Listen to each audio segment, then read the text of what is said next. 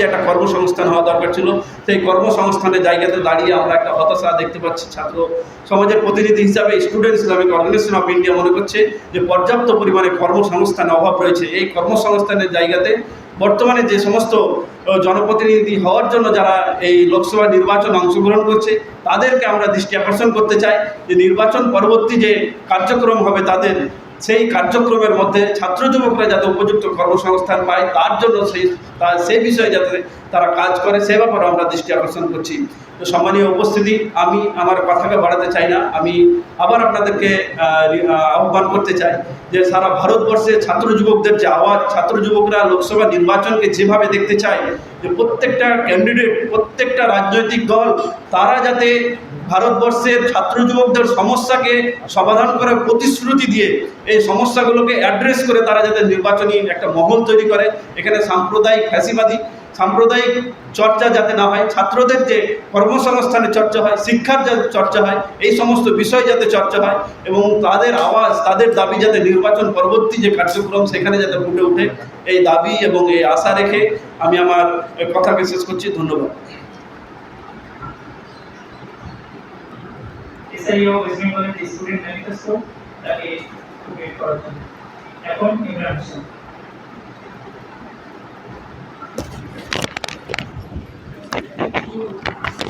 আজকের এই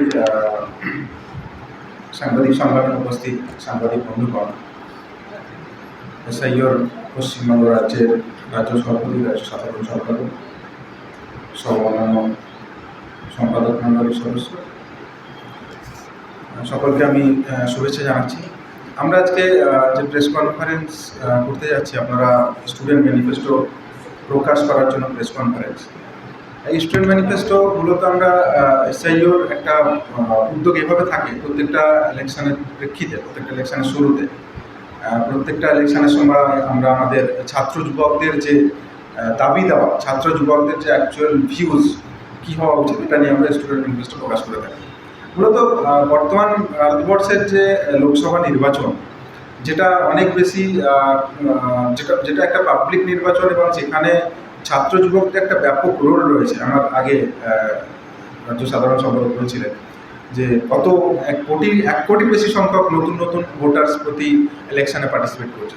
কিন্তু এই যে ছাত্র যুবকদের ভিউজটা কি, তারা কি বলতে চায়, তাদের দাবি দেওয়াটা কি, তারা কোন বিষয়টা এখানে উল্লেখ করতে চায়, তারা তাদের মতামতটা অ্যাকচুয়াল কী হওয়া উচিত, বা তারা কি বিষয়টাকে রাজনৈতিক দলগুলোর সামনে উপস্থাপন করতে চায়, এই বিষয়টা নিয়ে আমরা কোথাও না কোথাও অনেক বেশি এটাকে আমরা নিই না। এটা রাজনৈতিক দলগুলো এটাকে গুরুত্ব দিয়ে থাকে না। তো এখানে SIO মনে করে যে আমরা ছাত্রদের জন্য ম্যানিফেস্টো তৈরি করব, যুবকদের জন্য ম্যানিফেস্টো তৈরি করব, যেখানে ছাত্র যুবকদের মতামত নেব, তাদের অংশগ্রহণ থাকবে, সেখানে বিভিন্ন আমরা এই ম্যানিফেস্টো তৈরির আগে বিভিন্ন ইউনিভার্সিটিতে গিয়ে সেখানে তাদের মতামত নিয়েছি। অ্যাকচুয়ালি তারা কি বলতে চাইছে বর্তমান 2024-এর যে লোকসভা নির্বাচন, এই নির্বাচনকে সামনে রেখে তাদের কি কথা, তারা কি বলতে চাইছে, এই বিষয়টা আমরা এখানে তুলে আনার চেষ্টা করেছি।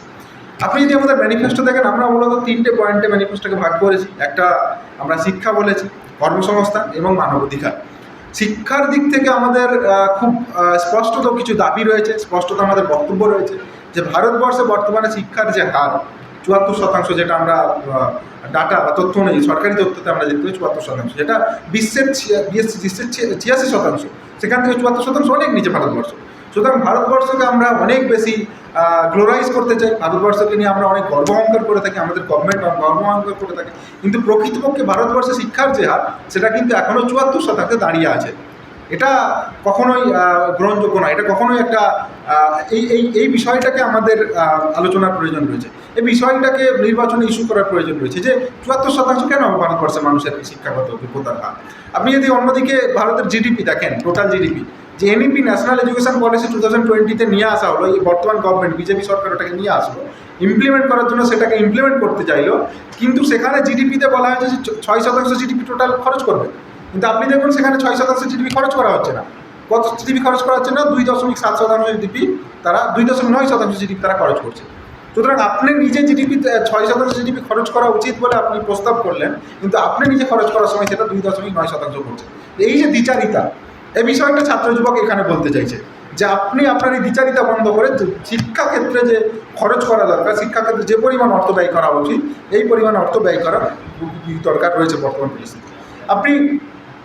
আমরা সংখ্যালঘু শিক্ষার ব্যাপারে গুরুত্বপূর্ণ দাবি এখানে নিয়ে এসেছি। আপনি সংখ্যালঘুর ক্ষেত্রে আপনি দেখুন, বর্তমান সংখ্যালঘু যারা পিছিয়ে পড়া প্রান্তিক শ্রেণীর মানুষ রয়েছে, সংখ্যালঘু যারা রয়েছে, তাদের বর্তমান অবস্থাটা কোন জায়গায় দাঁড়িয়ে রয়েছে? তারা এখনও পর্যন্ত তপশিলি জাতি, উপজাতি বা অন্যান্য সম্প্রদায়ের থেকে অনেক নিচে অবস্থান করছে। সংখ্যালঘুদের উচ্চশিক্ষায় 4% মাত্র আপনি খুঁজে পাবেন। সংখ্যালঘুদের 4.8% উচ্চশিক্ষায় সংখ্যালঘুরা রয়েছে, যেখানে অন্যান্য প্রান্তিক শ্রেণীর মানুষ, তফসিলি জাতি, উপজাতি তারা 3.37%, 30%, 25% পর্যন্ত পৌঁছে গেছে। সুতরাং এই যে মুসলমান বা সংখ্যালঘুদের যে বর্তমান পরিস্থিতি, এই ব্যাপারে সরকারের কোনো ভ্রুক্ষেপ নেই, এই ব্যাপারে রাজনৈতিক নেতাদের কোনো ভ্রুক্ষেপ নেই, ব্যাপারে কোনো রাজনৈতিক দলই ব্যাপারে বিশেষ কোনো ভূমিকা পালন করছে না। এখানে আমরা বলতে চাইছি যে আজকে উচ্চশিক্ষায় মুসলমানরা বা সংখ্যালঘুরা পিছিয়ে কেন গেল, তার গুরুত্বপূর্ণ একটা কারণ হচ্ছে স্কলারশিপ। আপনি স্কলারশিপের ব্যাপারে মোদি গভর্নমেন্ট আসার পরই সংখ্যালঘুদেরকে 1 কোটি স্কলারশিপ দেওয়ার ওয়াদা করেছিল, যে আমি 1 কোটি স্কলারশিপ দেবো। সে 1 কোটি স্কলারশিপ দেওয়া তো দূরের কথা, উনি স্কলারশিপের পোর্টালটা পর্যন্ত বন্ধ করে দিয়েছে, মৌলানা আজাদ ন্যাশনাল ফেলোশিপও বন্ধ করে দিয়েছে। তো সুতরাং স্কলারশিপ যেটা সংখ্যালঘু মানুষ যারা প্রান্তিক এলাকায় বসবাস করে, যারা এখনও পর্যন্ত পিছিয়ে রয়েছে, যাদের শিক্ষাগত ব্যাপার বা অন্যান্য বিভিন্ন বিষয়ে তারা পিছিয়ে রয়েছে, তাদেরকে এগিয়ে নিয়ে আসার জন্য একটা স্কলারশিপ গুরুত্বপূর্ণ ভূমিকা পালন করে। আমি আপনাকে উদাহরণ দিচ্ছি, কলকাতায় একটা ছেলে এসে পড়াশোনা করতে চাইছে, পিএইচডি করবে, আলিয়া বিশ্ববিদ্যালয় থেকে পিএইচডি করবে, কলকাতা বিশ্ববিদ্যালয় থেকে একটা ছেলে পিএইচডি করবে। ওই ছেলেটার কলকাতায় এসে থাকা খাওয়া, সে তো হোস্টেল পায় না, এখানে হোস্টেল নেই পর্যাপ্ত পরিমাণে। আপনি দেখুন, আপনি এখানে আশপাশের মেসগুলো পুরো ভরে আছে, সুতরাং এখানে থাকা খাওয়ার তার কীভাবে সে খরচ যোগাতে পারে? সেখানে আপনি কী করছেন? আপনি স্কলারশিপের পোর্টালটা বন্ধ করে দিচ্ছেন। কী অভিযোগ করছেন? না, দুর্নীতি হয়েছে। স্কলারশিপের জন্য সরকারের বড় দাওয়া হচ্ছে দুর্নীতি হয়েছে। স্কলারশিপে যদি দুর্নীতি হয় তার তদন্ত হবে, সে তদন্তে যারা ধরা পড়বে তাদের শাস্তি হবে। কিন্তু আপনি স্কলারশিপের পোর্টাল কী করে বছরের পর বছর বন্ধ রাখতে পারেন? কী করে আপনি স্কলারশিপ বন্ধ করে দিতে পারেন? সুতরাং এটা একটা ব্যাপক চক্রান্ত। এর মাধ্যমে সংখ্যালঘুদেরকে শিক্ষাক্ষেত্র থেকে বা উচ্চশিক্ষা থেকে দূরে নিয়ে যাওয়ার একটা বড় চক্রান্ত রয়েছে। অনেকগুলো চক্রান্ত কাজ করছে, এর মধ্যে এটা একটা বড় চক্রান্ত। অন্যদিকে আমরা আরেকটা গুরুত্বপূর্ণ জিনিস দেখতে পাচ্ছি, সেটা হচ্ছে বর্তমানে যে ফেলোশিপ, নন টেট যে ফেলোশিপ 2011 সাল থেকে এখনও পর্যন্ত চলছে, 8,000 টাকায় দাঁড় করিয়ে রেখেছেন আপনি। এটা সবার জন্য, শুধু মুসলমানদের জন্য নয়। আপনি 8,000 টাকায় ফেলোশিপ দেবেন। 2011 সাল থেকে আজ 13 বছর হয়ে গেল। 13 বছর ধরে টাকা আপনি বাড়াচ্ছেন না, দ্রব্যমূল্য বৃদ্ধি হচ্ছে, সমস্ত কিছু বাড়ছে, খরচ বাড়ছে, সব কিছু বাড়ছে। তা আপনি সেই 8,000 টাকায় একটা ছেলেকে ফেলোশিপ দেবেন, যারা নন টেট তাদেরকে আপনি নন নেটদেরকে আপনি 8,000 টাকা ফেলোশিপ দিচ্ছেন। সুতরাং এই যে উচ্চশিক্ষার ব্যাপারে সরকারের একটা ব্যাপক অনীহা আছে। সরকার চায় না ছেলেরা উচ্চশিক্ষিত হোক, সরকার চায় না ছেলেরা উচ্চশিক্ষিত হয়ে তারা দেশের ব্যাপারে ভাবুক, দেশের ভবিষ্যৎ হয়ে দাঁড়াক। সুতরাং এই ব্যাপারে এসআইওর একটা গুরুত্বপূর্ণ দাবি হচ্ছে যে আমরা চাইছি যে বর্তমান যে পরিস্থিতির প্রেক্ষিতে স্কলারশিপের পোর্টালগুলোকে চালু করা এবং এই যে নন নেট ফেলোশিপ যেটা 8,000 টাকা আছে ওটা বৃদ্ধি করা, এই সমস্ত দাবিগুলো আমরা একত্রিতভাবে রেখেছি। অনেকগুলো দাবি আছে, আপনারা দেখতে পারেন। আমি আর একটা বিষয় এখানে উল্লেখ করতে যাবো শিক্ষার পাশাপাশি, সেটা হচ্ছে যে কর্মসংস্থানের ব্যাপারটা আমরা মোদী সরকার বিশেষ করে বারবার দাওয়া করতে থাকে, বারবার বলতে থাকে যে আমরা ছেলেদের কাজ দিয়েছি, আমরা ছেলেদেরকে কোটি কোটি টাকা, কোটি কোটি নকরি দিচ্ছি, কোটি কোটি জব দিচ্ছি। কিন্তু অ্যাকচুয়াল যে পরিস্থিতি, অ্যাকচুয়াল যে ডাটা, সেটা মারাত্মকভাবে আমাদেরকে চমকে দিচ্ছে। যে কদিন আগেই লোকসভাতে প্রশ্ন করা হয়েছিল প্রধানমন্ত্রীর দপ্তরকে যে আপনি শুধু এতটুকু বলুন যে প্রধানমন্ত্রীর দপ্তরে কতগুলো, মানে টোটাল মন্ত্রণালয় যেটা আছে সেই দপ্তরে কতগুলো শূন্যপদ আছে। 10 লাখের বেশি শূন্যপদ শুধু মন্ত্রণালয়ে আছে। আমি শুধু জাস্ট একটা কথা, 10 লাখের বেশি শূন্যপদ আপনি মন্ত্রণালয় করে রেখেছেন, আপনি চাকরি দিচ্ছেন না। 1,000, 2,000, 3,000-এর যে 3,000-এর ভ্যাকান্সি থাকলে সেখানে লাখ লাখ ছেলে পরীক্ষা দিচ্ছে। পশ্চিমবঙ্গ সেখান থেকে বাদ না, পশ্চিমবঙ্গের প্রেক্ষিতে আমরা দেখছি, উত্তরপ্রদেশের প্রেক্ষিতে আমরা দেখছি, বিহারকে আমরা দেখছি, প্রত্যেকটা রাজ্যে একই অবস্থা তৈরি করে রেখেছে। সেটা যে বিজেপি শাসিত রাজ্য, বিজেপি অশাসিত রাজ্য, প্রত্যেকটা রাজ্যের একই অবস্থা। কর্মসংস্থানের দিক থেকে ব্যাপকভাবে আমরা মানে যুবক সমাজকে পিছিয়ে দেওয়া হচ্ছে, বেকারত্ব বাড়ছে। বেকারত্বের সাথে সাথে একটা গুরুত্বপূর্ণ যোগসূত্র রয়েছে যে অহিংসা এবং আত্মহত্যা। ভারতবর্ষের পরিসংখ্যান বলছে ভারতবর্ষে প্রত্যেক 42 মিনিট একজন আত্মহত্যা করে।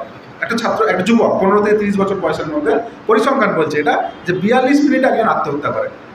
তারপরে একদিনে 34 জন যুবক আত্মহত্যা করছে। এই আত্মহত্যার পেছনে কারণগুলো কি?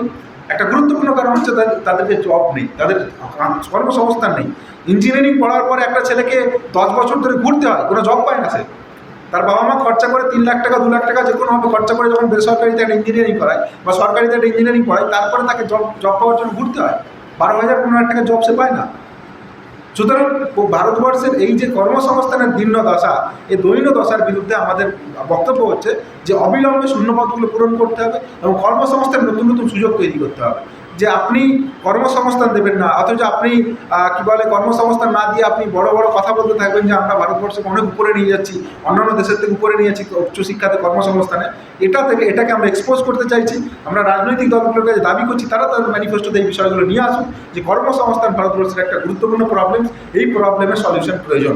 এবং সেই সাথে সাথে আমরা এটাও বলতে চাইছি যে কর্মসংস্থান না হওয়ার ফলে ভারতবর্ষে হিংসা যেটা আপনি দেখবেন, কর্মসংস্থানের সাথে হিংসার একটা ব্যাপক সম্পর্ক রয়েছে। আপনি যখন যুব সমাজকে কর্মসংস্থান দেবেন না, তখন তারা কী করবে? তখন তারা কীভাবে তাদের নিজেদের দিন চালাবে? তাদের মাথায় তখন বিভিন্ন রকমের হিংসামূলক কাজকর্ম বা এই অনৈতিক কাজকর্মের বিষয়ে তারা পথ বেছে নিতে বাধ্য হচ্ছে। সুতরাং আমাদের একটা গুরুত্বপূর্ণ দাবি হচ্ছে কর্মসংস্থানের ব্যাপারে সরকারকে ইতিবাচক ভূমিকা পালন করতে হবে। আমরা এর সাথে সাথে আরও একটা মানবাধিকারের কথা নিয়ে এসেছি। এই মানবাধিকারের কথা আমাদের কাছে খুবই গুরুত্বপূর্ণ। আমরা মানবাধিকারের ব্যাপারে বলতে চেয়েছি যে আজকে মানবাধিকার যে সবচেয়ে বেশি লঙ্ঘিত যেটা মানবাধিকার, আজকে আপনি দেখবেন যে বিশেষ করে সংখ্যালঘু এবং দলিতদের বিরুদ্ধে অত্যাচার, তাদের বিরুদ্ধে হেট স্পিচ, এটার প্রতিযোগিতা চলে। আজকে যদি আসামের মুখ্যমন্ত্রী মুসলমানদের ব্যাপারে কিছু বলে, কালকে ইউপির মুখ্যমন্ত্রী ওর থেকে বেশি কিছু বলতে চায়। আজকে যদি বিজেপির একটা নেতা মুসলমানদেরকে মেরে দিতে হবে, কেটে দিতে হবে বলে বেড়ায়, তা আর দেখবেন কালকে অন্য একটা নেতা ওর থেকে বেশি কিছু বলতে চায়। সুতরাং এই যে আপনার হেট স্পিচ করা, ঘৃণা ছড়ানো, এটার প্রতিযোগিতা চলছে এখন। এই প্রতিযোগিতা এমন একটা জায়গায় গিয়ে পৌঁছেছে যে যত ভালো ঘৃণা ছড়াতে পারবে তাকে তত বেশি বিজেপি তাকে তত উঁচু পদে তাকে নিয়ে যাবে। আপনি দেখুন হেমন্ত বিশ্ব শর্মার দিকে দেখুন, আপনি যোগী আদিত্যনাথের কত মুখ্যমন্ত্রী আছে, তারা একে অপরের প্রতি প্রতিযোগিতা করছে যে ভারতবর্ষের মুসলমানদের বিরুদ্ধে, দলিতদের বিরুদ্ধে, সাধারণ মানুষকে বা দলিতদের বিরুদ্ধে হেট স্পিচ করা, তাদের বিরুদ্ধে হিংসামূলক কর্মকাণ্ডগুলোকে বাড়িয়ে দেওয়া। আমি 4-5 দিন আগের ঘটনা আপনাদের স্মরণ করাচ্ছি। আপনি বলুন বিজোড়ার ইউপিতে যে হোলির দিনে যে ঘটনাটা ঘটলো, হোলির দিনে একটা মুসলিম দম্পতি তার ছেলেকে নিয়ে সে তার বাইকে করে যাচ্ছে, 3 জন মিলে, তাকে যেভাবে হেনস্থা করা হয়েছে, কী পদক্ষেপ নেওয়া হয়েছে? বুলডোজার বাবা আছে আমাদের যোগী ইউপিতে। এখন যদি ওটা কোনো মুসলমান হতো, যদি এরকম অপরাধ কোনো আতিক করতো, তাকে শুট আউট করে দেওয়া, তার বাড়ি ভেঙে গুড়িয়ে দেওয়া হতো, বুলডোজ করে দেওয়া হতো। কিন্তু ওই ছেলেগুলোকে অ্যারেস্ট করা হয়েছে, শুধুমাত্র অ্যারেস্ট করা হয়েছে, কদিন পর ছেড়ে দিলে। সুতরাং ভারতবর্ষের যে এই মানবাধিকারের যে সমস্যা, এটা এখন সবচেয়ে বড় সমস্যা আমরা মনে করছি যে সংখ্যালঘু এবং প্রান্তিক দলিতদের মানবাধিকার এখানে নেই। মানবাধিকারের নামে তাদেরকে ছেলেখেলা করা হচ্ছে, বরং যারা মানবাধিকার লঙ্ঘন করছে তাদের বিরুদ্ধে কোনো বিশেষ স্টেপও তারা গ্রহণ করছে না। আমরা এই জন্য একটা অ্যান্টি ডিসক্রিমিনেটরি লয়ের প্রপোজাল নিয়ে এসেছি যে ভারতবর্ষে একটা বৈষম্য বিরোধীমূলক আইন নিয়ে আসতে হবে, যে আইনের প্রেক্ষিতে যখন এ ব্যাপারে কোনো যে কেউ হেড স্পিচ করুক বা দলিত বা মুসলমানদের বিরুদ্ধে যখন কোনো হিংসামূলক ঘটনা ঘটবে, সঙ্গে সঙ্গে অবিলম্বে তাকে অ্যারেস্ট করতে হবে, অ্যারেস্ট নন বেলেবেল তাকে ধারা লাগিয়ে তাকে অ্যারেস্ট করতে হবে এবং তার বিরুদ্ধে অবিলম্বে অ্যাকশন নিতে হবে। যেটা ভারতবর্ষে না হওয়ার ফলে আজকে মুসলিম এবং দলিতদের বিরুদ্ধে এই ঘটনাগুলো অহরহ বৃদ্ধি পাচ্ছে। এটা আমাদের একটা মানবাধিকারের উপরে গুরুত্বপূর্ণ ল। আমরা শিক্ষাক্ষেত্রে, বর্তমান শিক্ষাক্ষেত্রে যে পরিস্থিতি, সেখানে আমরা মানবাধিকারের ব্যাপারে কথা বলেছি যে শিক্ষাক্ষেত্রে আপনার ভয়েস নেই, স্বাধীন বাক স্বাধীনতা আপনি নেই। আপনি যদি জেএনইউতে কথা বলেন, আপনাকে অ্যারেস্ট করা হবে, আপনার নামে ইউএপিএ লাগানো হবে, আপনাকে দীর্ঘদিন ধরে জেলে রাখা হবে। আমি এখানে বসে বসে তাদেরকে স্মরণ না করে পারবো না। সে শারজিল ইমাম থেকে শুরু করে উমর খালিদ বা গুলফিসা থেকে শুরু করে মিরান হায়দার, খালিদ সাইফি, কত মানুষ, তাদেরকে দীর্ঘদিন দিনের পর দিন জেলে রাখা হয়েছে, তাদেরকে দিনের পর দিন ইউপিএ লাগে জেলে রাখা হয়েছে। এখন আপনি দেখবেন যে তাদেরকে যখন ছেড়ে দেওয়া হবে 10 বছর 15 বছর পর, তাদের বিরুদ্ধে সরকার কোনো বা পুলিশ কোনো বিশেষ ঠোস প্রমাণ নিয়ে আসতে পারে না।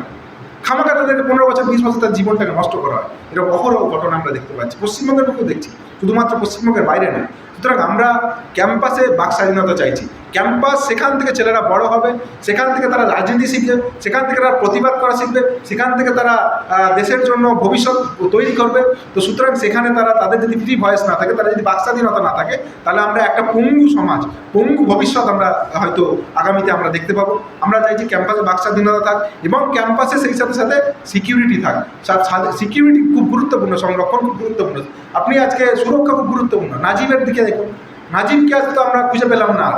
তাকে, সে মুসলিম একটা ছেলে, বিজনোর থেকে একটা রায়বেরেলি থেকে সে আসলো, এসে এখানে পড়াশোনা করতে এলো, তাকে গায়েব করে দেওয়া।